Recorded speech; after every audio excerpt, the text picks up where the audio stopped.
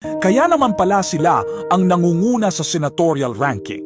Hindi dahil sa kasikatan lang o koneksyon, kundi dahil sa konkreto at damang-dama nilang kontribusyon sa buhay ng ordinaryong Pilipino.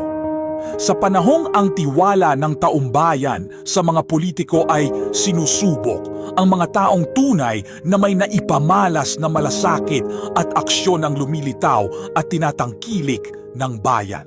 Si Bongo, mula sa pagiging malapit na aide ng dating Pangulo hanggang sa pagiging senador, ay piniling tahakin ang landas ng direktang pagtulong sa mamamayan. Ang Malasakit Center ay hindi lang basta proyekto. Ito'y naging lifeline ng napakaraming Pilipino na walang sapat na pera para magpagamot. Sa pamamagitan ng programang ito, naging mas madali para sa mga pasyente na makakuha ng tulong pinansyal mula sa gobyerno nang hindi na kailangang dumaan sa matagal at mahirap na proseso. Isang sentro na pinag-iisa ang mga ahensyang makakatulong, DOH, DSWD, PCSO at PhilHealth, isang sistema na naging sagot sa mga hinaing ng mga pasyente at pamilya nilang lugmok na sa problema. Sa bawat ospital na may Malasakit Center, may pamilyang hindi nawalan ng pag-asa. Samantala, si Bam Aquino naman ay matagal nang kilala sa sektor ng edukasyon at kabataan.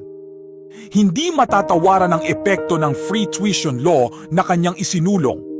Isang batas na literal na nagbukas ng pintuan ng kaalaman sa libu-libong kabataang Pilipino na dating pinangarap lang makapasok sa kolehiyo.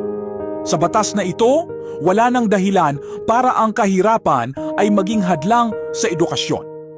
Sa bawat estudyanteng nakapagtapos mula sa state university o college dahil sa libreng tuition, may pamilyang umahon sa kahirapan. Ang batas na ito ay hindi lang panandaliang tulong, ito ay pamana, isang long-term investment sa kinabukasan ng bansa.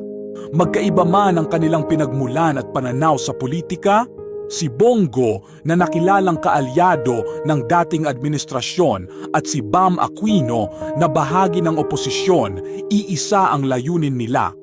Ang pagsilbihan ng mamamayan sa paraan na may saysay, may sustansya at may epekto. Sa halip na magbangayan, mas magandang makita natin ang ganitong halimbawa ng tunay na serbisyo. Hindi kailangang pareho kayo ng kulay politika para kilalanin ang kabutihang na idulot ng isang lider. Sa huli, ang tunay na sukatan ay hindi ang ingay ng kampanya kundi ang mga proyektong nakapagbago ng buhay ng tao.